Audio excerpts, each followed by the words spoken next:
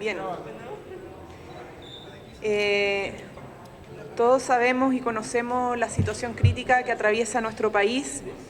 Hemos de manera transversal llamado a toda la población a quedarse en sus hogares, asumir responsablemente la situación crítica de pandemia que estamos viviendo a nivel mundial y particularmente que está afectando a nuestro país. Los colegios han dejado de funcionar y es una medida que consideramos responsable. Pero también necesitamos que a los niños y niñas y a los adultos mayores puedan tener cuidados.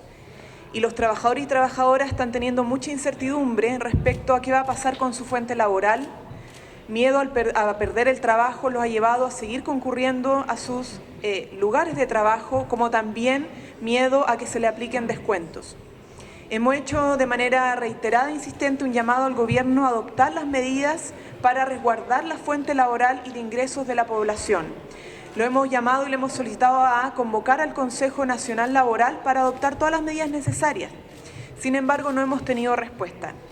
Y ante esa falta de respuesta, lo que hemos decidido, en el marco de nuestras atribuciones legales y constitucionales, es presentar un proyecto de ley para que se pueda tramitar con prontitud la inaplicabilidad de la causal de despido por necesidades de la empresa o razones de fuerza mayor, así como también no aplicar los descuentos por ausentarse los trabajadores o por llegar tarde a sus trabajos.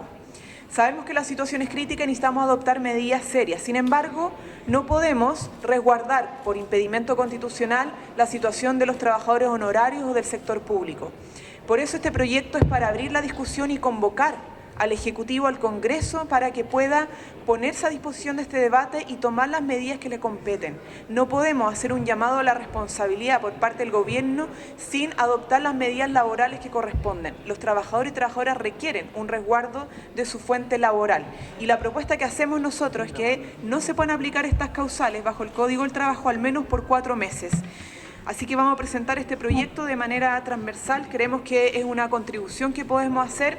Sin embargo, el Ejecutivo es el que tiene que adoptar todas las medidas necesarias para que los trabajadores y trabajadoras puedan efectivamente quedarse en sus casas y evitar que este virus se siga propagando. Diputada, perdón, ¿cuáles son las dos causales? Y también preguntarle por lo que acaba de decretar el presidente de la República, el estado de catástrofe. Bueno, las dos causales son las siguientes. Una es la necesidad de la empresa, la que más conocen los trabajadores cuando se les piden, la causal por necesidades de la empresa, y la otra tiene que ver con razones de fuerza mayor, contemplar los artículos 137 y 159 del Código del Trabajo.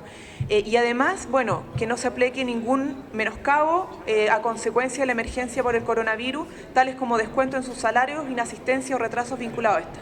Son dos causales y la inaplicabilidad más de los descuentos por inasistencia.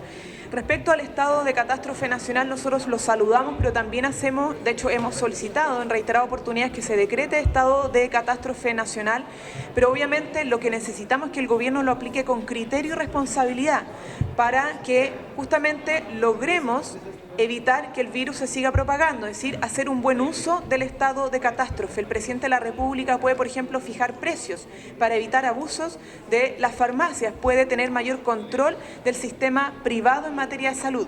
Por lo tanto, que el uso del estado de catástrofe nacional se atenga exclusivamente con criterio y responsabilidad a todas aquellas acciones que contribuyan a disminuir y a paralizar o a detener la propagación del coronavirus. Diputada, respecto al mismo tema del estado de catástrofe, si es posible, como las medidas son graduales, son inmediatas, por ejemplo, las restricciones de libertad de tránsito, por ejemplo, eso se tiene que ir viendo en el momento, ¿no es cierto?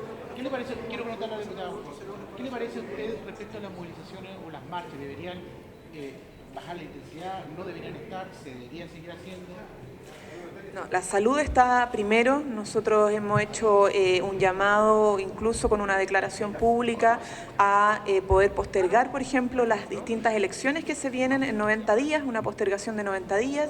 Hemos escuchado además la presidenta del Colegio Médico, a quien respetamos además, y todas las medidas que está llamando a implementar, y entre eso las concentraciones masivas. No podemos, ¿cierto?, generar espacios de propagación del virus, y las manifestaciones públicas que concentran mucha gente, las aglomeraciones que se producen en el transporte público, en los paraderos, en la espera a los consultorios por las vacunas, hay que evitarlas. Y por eso necesitamos obviamente que el estado de catástrofe nacional y las medidas que adopte el gobierno sean los más responsables para evitar esos focos de propagación. Las manifestaciones ciudadanas por causas que todavía no están resueltas pueden seguir de otras maneras. Incluso los manifestantes han llamado a hacer cacerolazos desde las casas, en fin. Hay distintas maneras de expresar la manifestación y el descontento que existe ante la no respuesta a los problemas de fondo. Pero hay que evitar, como lo ha dicho la presidenta del Colegio Médico y lo hemos dicho, toda aglomeración de grupos de personas que sean más de 5, 10 personas. No pueden haber instancias donde se concentren muchas personas y por lo tanto nosotros nos sumamos a ese llamado, lo reiteramos, lo reafirmamos y lo respaldamos.